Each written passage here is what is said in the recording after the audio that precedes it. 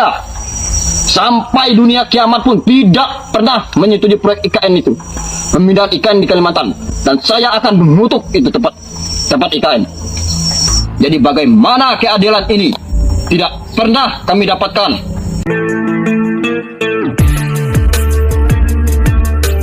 Assalamualaikum warahmatullahi wabarakatuh. Saudara sekalian, pada kesempatan ini kita melihat sebuah berita terbaru daripada Panglima Pajaji.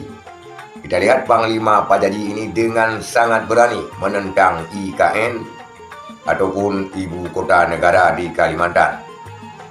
Dikarenakan IKN ini dinilainya hanya merugikan masyarakat pribumi dan merugikan masyarakat kecil.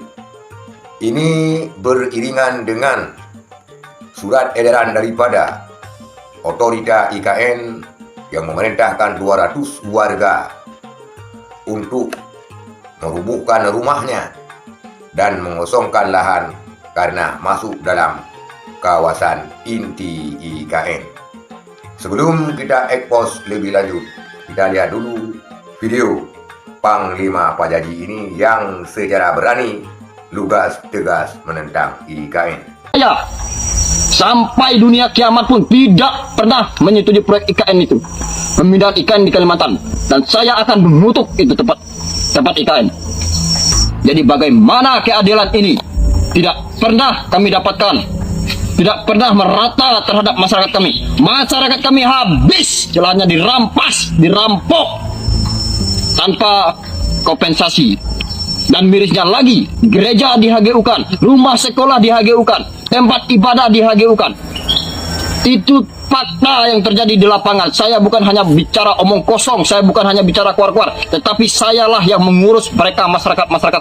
Itulah Panglima Pajaji yang secara tegas dan berani menentang IKN. Karena dinilainya IKN ini hanya merugikan masyarakat pribumi dan merugikan rakyat kecil.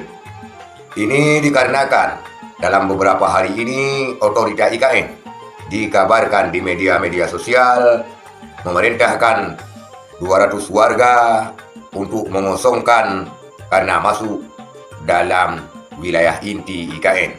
Maksudnya mengosongkan rumah mereka dan merubuhkan rumah mereka. Walaupun kini beredar kabar bahwa IKN tidak memerintahkan hal yang demikian. Dan juga kita lihat berita di media sosial bahwa IKN menunda surat perintah tersebut. Benar atau tidaknya, kabar ini memang telah menggelegar di media sosial dan juga media online lainnya, di mana warga IKN ini dikeluhkan dengan penggusuran oleh otorita IKN. Itulah fakta dan realita yang terjadi tentang Ibu Kota Negara.